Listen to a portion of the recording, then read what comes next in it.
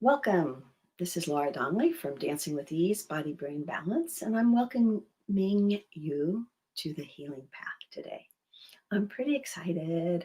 My friend Elizabeth is going to take us into her kitchen and share with us um, her process for creating healthy, healing meals. And also, it's an improvisational process. She calls it a kitchen dance, which I just love. And if you're watching and you have questions, you can type them in the comments. Or if you're in the healing path, you can click the link and ask to come come into Elizabeth's kitchen with me and Elizabeth. I'm going to be a little bit, far away because I'm in Kansas and she's somewhere else in her kitchen. And we're going to have a wonderful adventure. Now, the other thing about the healing path is our fundamental belief for me and the people that want to come on and share is that all healing starts with self-healing. And so Elizabeth and I have talked about this often and in many various ways, and she will share her approach about how food contributes to self-healing. So here is my good and longtime friend, Elizabeth, joining us. Hey, Elizabeth. Hey, good to see you. I'm so glad you could do this. Yes, I am too. I'm not very much at ease talking to people. I was a university professor for a period of years as an adjunct, and the terror that seizes me when I come before a group of students is difficult to describe. That makes it rather hard if you wanted to be a dancer or performing artist, which is what I wanted to be. And then I shifted to dance history and teaching humanities. So that's some of my background. I maintain a business of editing manuscripts and particularly assisting PhD candidates with their dissertations. So I have that as a side business. But my main business, what is most important to me, is food. It is absolutely fundamental. All living organisms must eat, and to do so with a degree of ease to prepare the food. I've learned a lot from Laura about preparing myself to actually enter into the space of the kitchen. And that's very important because that's where all this activity takes place. So I thought today I'd take you on a tour of what I have in my kitchen, some of the utensils that I use, and why I use them. So I don't have a particularly large kitchen. It's basically, I'm going to turn the computer so you can see a little bit. It's basically a galley kitchen. It's very simple. And it has my store of supplies so that I have things ready to go when I want to make something. And through that doorway, move it just a little bit. No, that's not going to work. That's my pantry and laundry room right in here. And I have a dog, which I don't know if you'll be able to see her. There's Marley. Kind of back there, sleeping, which is what she's here to do. So, does she get to taste some of your cooking treats? Usually with the sad puppy dog eyes, she does get a little bit of chicken breast. If she has a sore paw or a stomach ache, yeah. But sometimes we fake it just so that we can get an extra treat. That's good. That's good. So this is not what you would call, a fancy kitchen in any way, shape, or form. I live in an apartment. I live alone.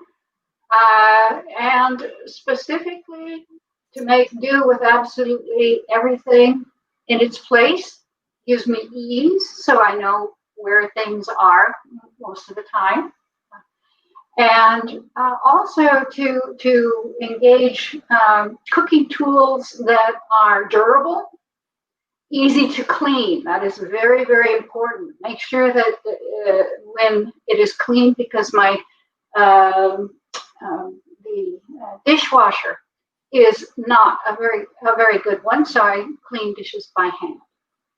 And this is one of the most important cleaning products that I use. Yeah, I have to turn the other way because I have to remember. Great for countertops and for cutting any grease that might be sticking to something. So this is a very good device here, project here. We use this a lot. And I was thinking, I still have my food processor that my brother got me in the 1980s. This thing is at least 35 years old. Yes. And it's so old, it doesn't have the different prongs for the electrical thing. The prongs are still the same, identical. Yeah. And every time I use it, he told me he picked that one because it was easy to clean, easy to come apart, and easy to clean all the parts. And every time I use it, I'm like, I just hope this lasts until I die. Exactly, and that's my philosophy, is not to replace things unless we absolutely have to. So I know it takes a little bit expense. Things are more expensive now than they have been in the past. Every time I go to the grocery store, food is more expensive every time. And I have, I think, completed at least the basis of tools and utensils that I would ever need.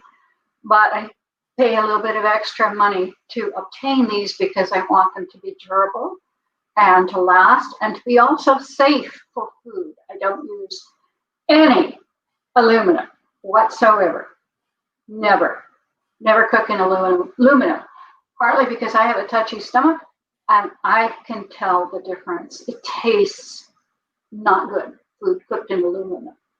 So I use stainless steel, I use glass, and I use cast iron primarily. I also avoid the use of plastics wherever possible.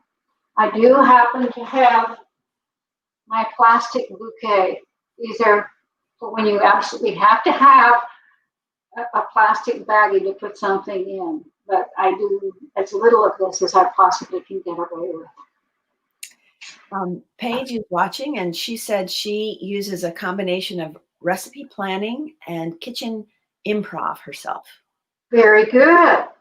And she said nutrition is just one angle of brain injury recovery that she promotes in her work. And she said her kitchen, she and her husband have a similar half-wall kitchen, she calls it, half-wall. Right. That's exactly right.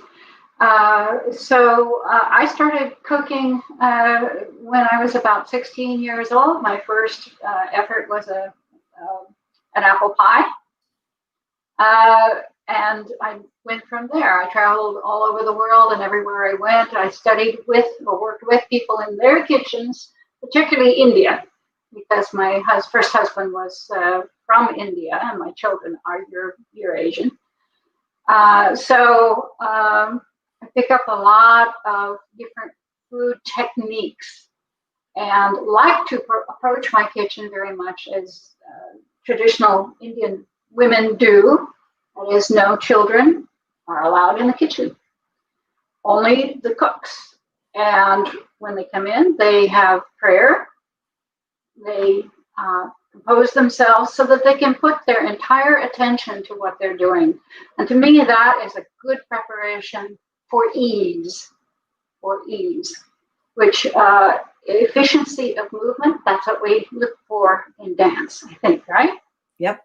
Well, and mindfulness about what you're doing. Yes. And the thing is, people think, well, how do you be mindful and do improvisation? Well, that state of mindfulness, the next step appears right when you need it. Right, just exactly. If you lift your hand, where am I? There. Your hand, the gold necklace drops right into your hand. Is the idea, and that's a trick, a trick of an illusionist. I saw this happen. Anyway, I really like that approach, and I have in this kitchen prepared many different types of meals for different people. I have a 2-year-old grandson. I have a daughter who is pregnant with the next child, and she needs a lunchbox every day. And so we do a lot of cooking here. Plus, I give food to my neighbors when they need. I pack boxes for sometimes for those who are needy in terms of the homeless and that kind of thing too. So this is a very active kitchen. As far as utensils are concerned, I'll show you a couple of my favorite ones.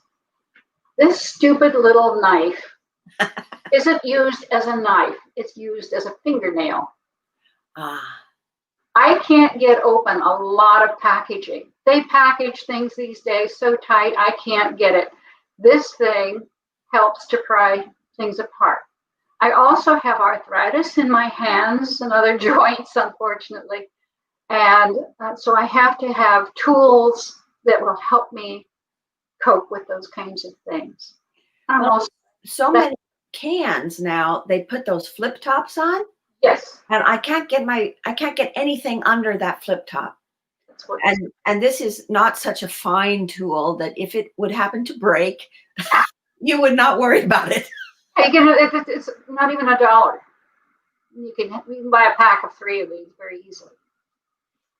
Now this knife, and I'm very serious about knives. I'm showing you my knives first. It's all my knives are good and sharp. They are designed to cut properly. But you'll notice that from between the blade and the handle itself is one solid piece of stainless steel. The handle joins here, which is fine. But what this does is when food is here, it's easily wiped off.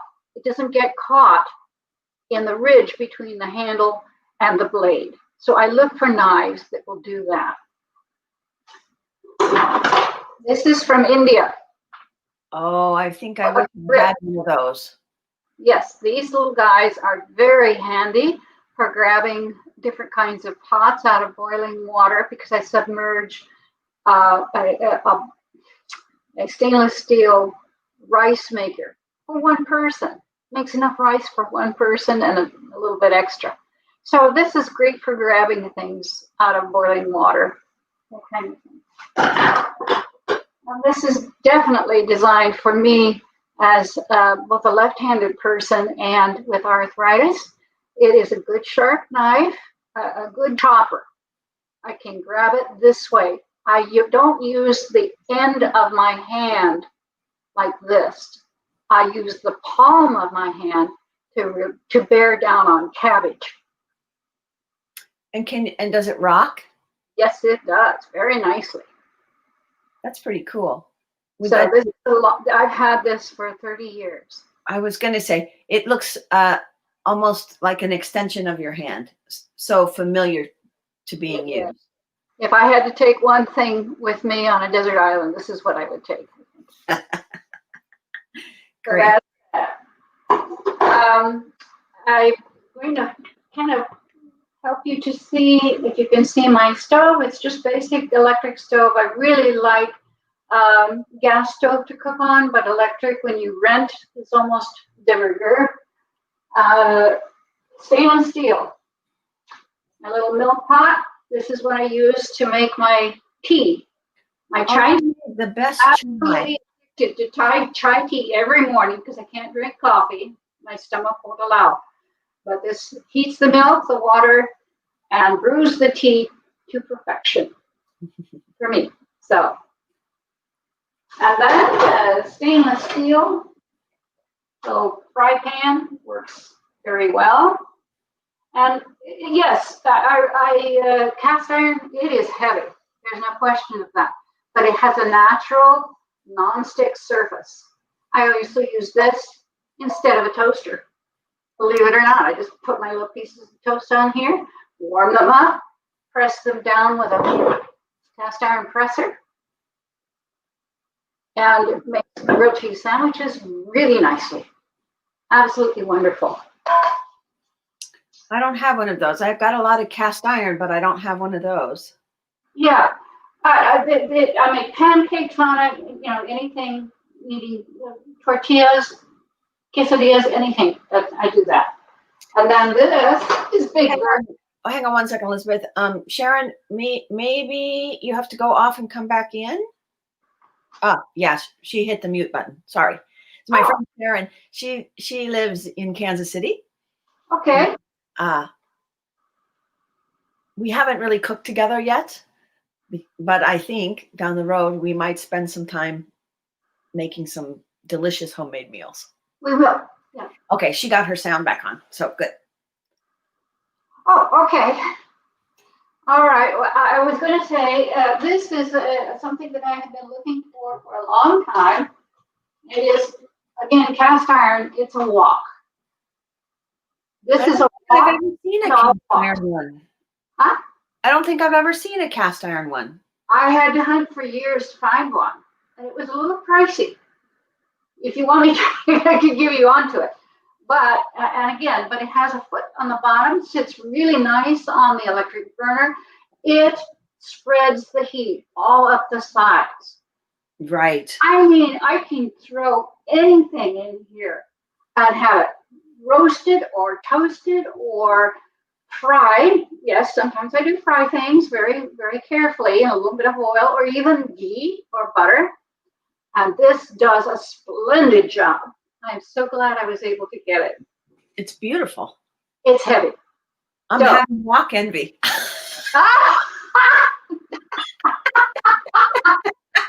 Oh my gosh.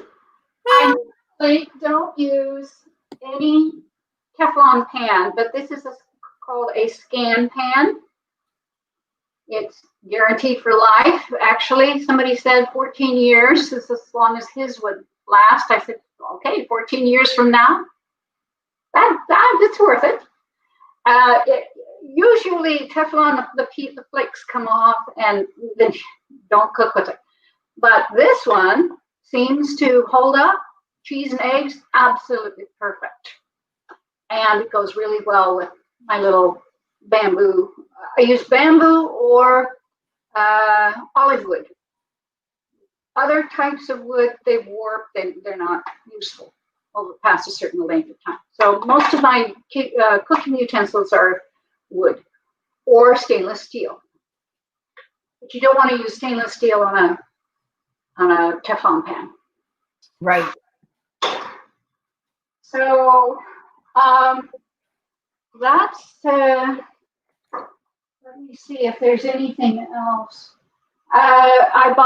Sorry, didn't mean to step away from the image there. I buy food in bulk whenever I can. And there's two things that I just absolutely refuse to buy. It makes me angry.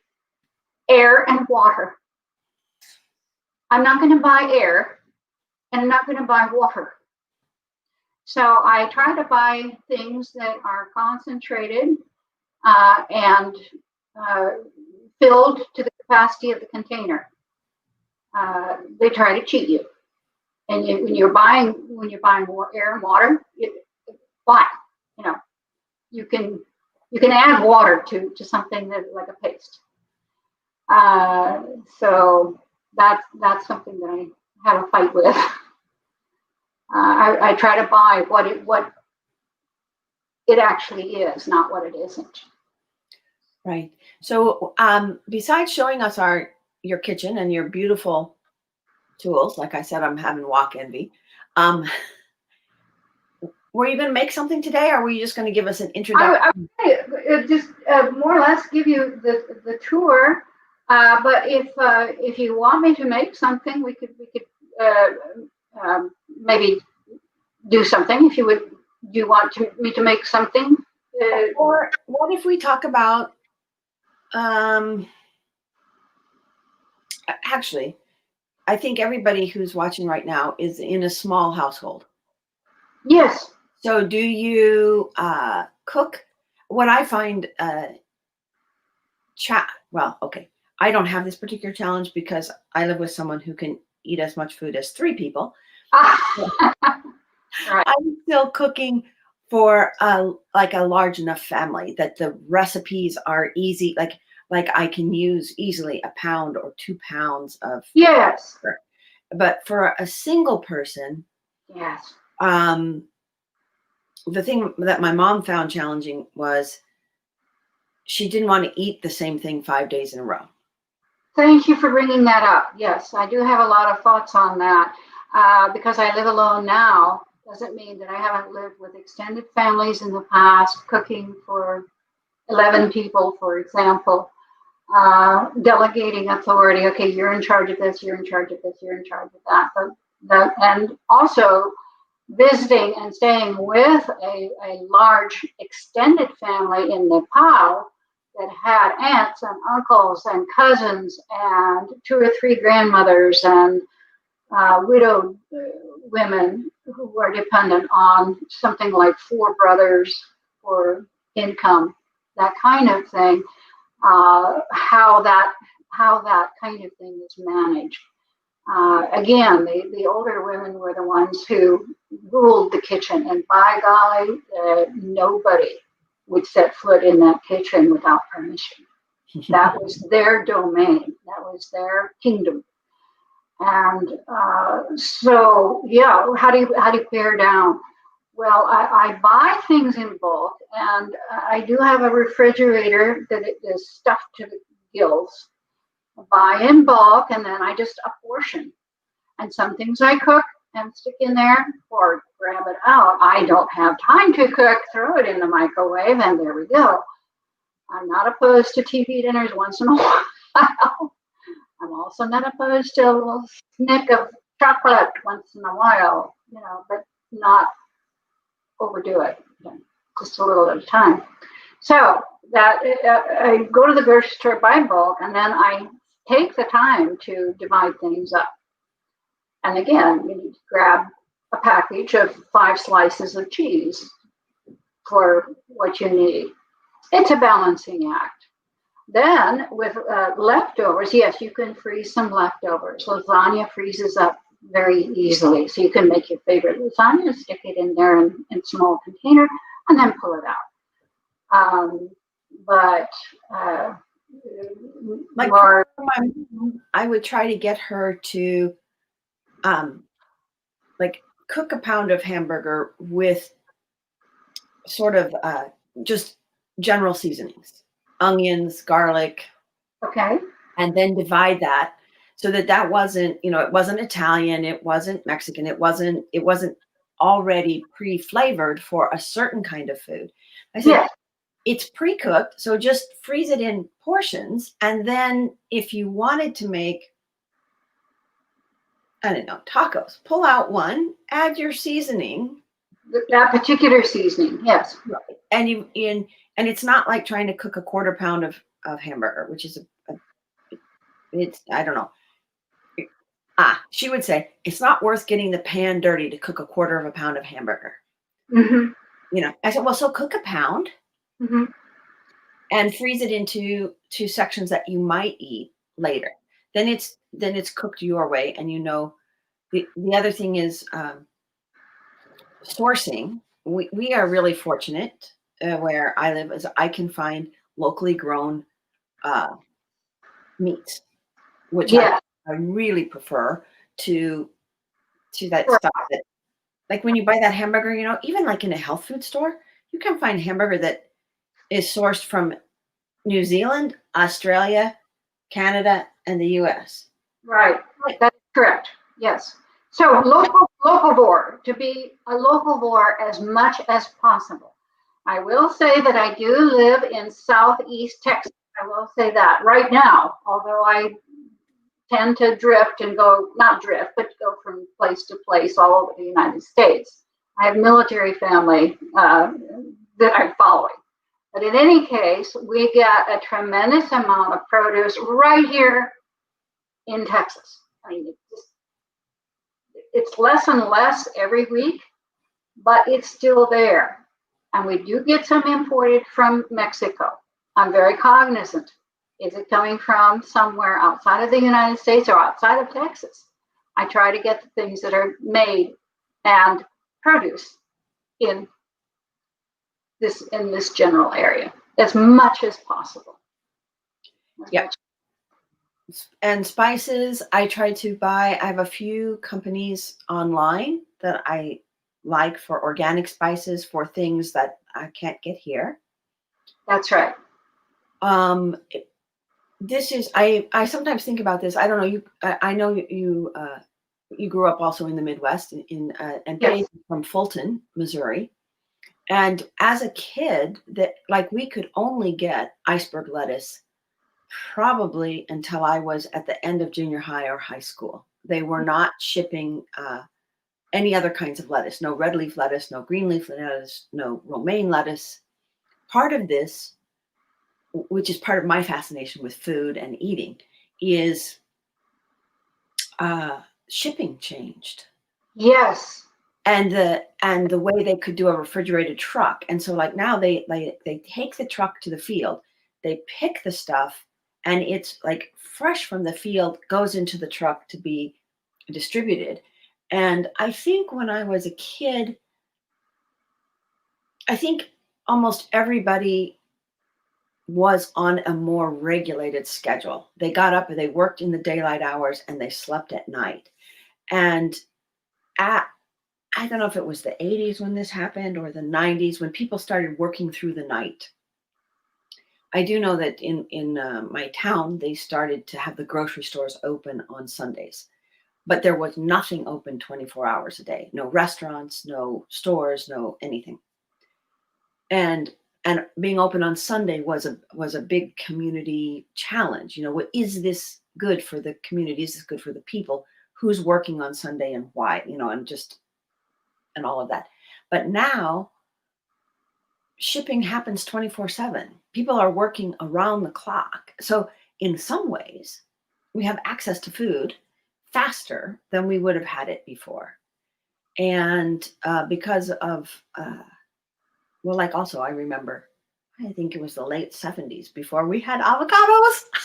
I love avocados I myself. do too, you Oh, know, and, very and expensive.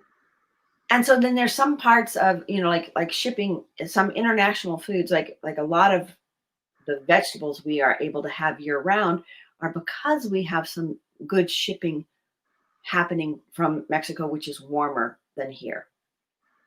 Where I live, we're about to go into winter and everything's gone. We picked everything from all the tomatoes are, oh, I better look at those today. in bags ripening and being ready to be eaten or frozen, right? Right.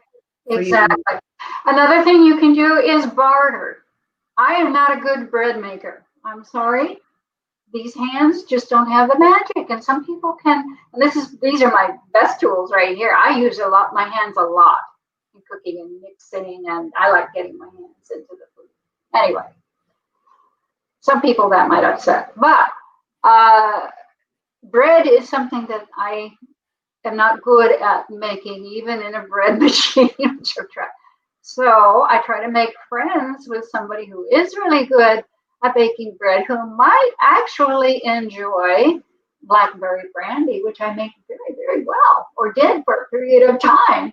When I had access to tremendous amounts of blackberries. So I made blackberry brandy. Boy, I was trading with this neighbor, that neighbor. Oh, can you come and fix my fence? Here's some jug of blackberry brandy for you. Everybody was very happy.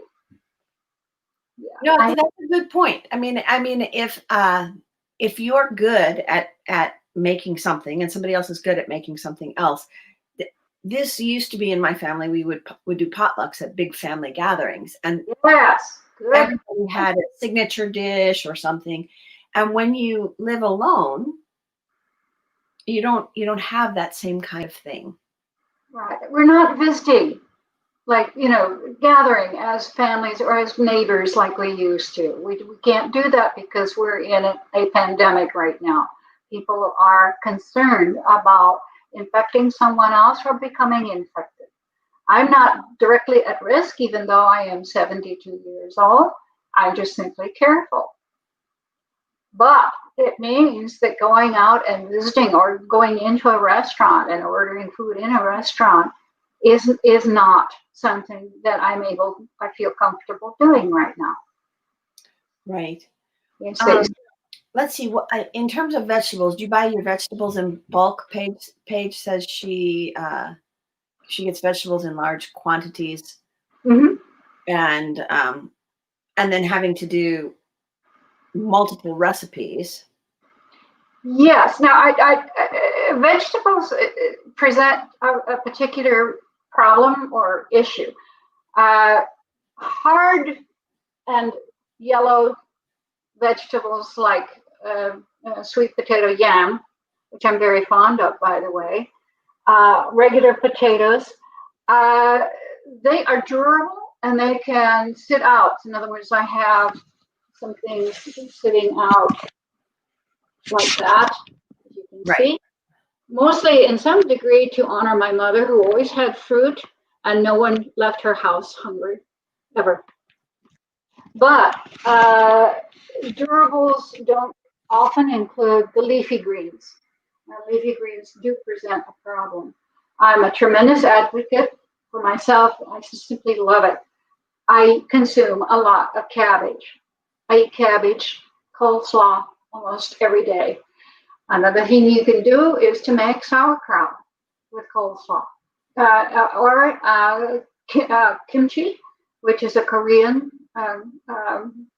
sauerkraut type dish, which I'm very fond of. These are things that can sit in a crock on your counter. You don't have to necessarily refrigerate them. I think a lot of Americans think we have to keep things cold. We don't. That's Europeans and other in countries, they don't, but they're very cognizant of how long they can be left out. So Well, yeah, leafy greens are difficult, and I don't very often eat anything raw. oh, really? Oh, that's interesting. I No. eat a lot of salad, with just Yeah, I do carrots and cucumbers, things like that. But I don't particularly eat a lot of like um, lettuce. Uh, Celery is durable. So yes, and I cut that up, make a tuna fish salad with egg and mix all kinds of nuts. I use a lot of nuts in any of these cold dishes. right. But I don't do lettuce much. Well, and you have to buy it and use it. I mean, that's the whole thing with it. There's the thing. Yes, you have to use it up in Right some away. way or another. So, were you going to show us your special Salvador Dali? Oh, is it time for Salvador Dali? Okay. I think it's time for Salvador Dali. All right. The first time this happened, it was, of course, an accident. It happened. The cookie, because of the high humidity of where I live, was left out in a dish like this, and it just simply conformed to the shape of the inside of the dish. After you have baked it, right? No, these are store-bought breakfast cookies. Oh. So I did one deliberately to show you the Salvador Dali melting breakfast cookie. Because after all, Salvador Dali was a devoted person to food. He wrote cookbooks. I He didn't realize that. cooked. He was absolutely passionate about food. As a Catalan, a Spanish Catalan, he loved his food. So I figured this is quite appropriate. It just simply melts. How funny. Humidity. So there it is. Well, Elizabeth, it's been great to get to visit your kitchen and see how. I have a question. Do you lay out all your tools, or do you just start cooking and then grab the tools out of the drawer that you need? A little of both. I start with an idea. I want a meat dish. I'm not a vegetarian, although I do cook a lot of vegetarian meals, especially when I'm doing curries and so on. Okay, so I think, okay, I have this, and this, and this. I don't have this, but this can substitute. So I do generally lay out pans and utensils somewhat, and then I start with the chopping, whatever chopping has to be done, and keep them in little containers. And sometimes I do that ahead of time, like a couple of hours before I start cooking, because then that reminds me, oh, I was going to do this, and this is what I happen to have today to do it with. So yeah, a little of both. Cool. And Well, thank you so much for showing us your kitchen. And maybe if you have an idea of something you want to make one day, or if people have questions, questions in the comments, and Elizabeth will get them. I have put her contact website in the comment in the description, and if you go there, you can find an email form to reach Elizabeth, and if you fill that out and email to her, she will email back. Right, and I'll take requests if somebody would like me to prepare. You know what I would love is the what would you like? I was remembering the chai, and yes, I'll be glad to. with you in Arizona and having a cup of chai, and it's like it was so much better than the commercial chai. Okay, And we'll talk about that too when I make. So yes, we can do chai. And one reminder is, if you go on Netflix, there's a series from Japan called Midnight Diner. It's one of my favorite shows, because whatever he has on hand, the master will prepare it for you. You just ask him for it. I think it's very charming. Awesome. Midnight Diner, you said? Yes, it's on Netflix. Perfect. Made in Japan. Okay. Well, thank you guys for coming, and nice to meet you, Paige. And I hope Sharon's audio worked. Her internet's not being good at her house. Oh man, that's frustrating. But this was fun, and it was so good to see you. Good to see you too. Please put comments in the comments, people, and we will get back to you. So take good care and enjoy your kitchen. Thank you.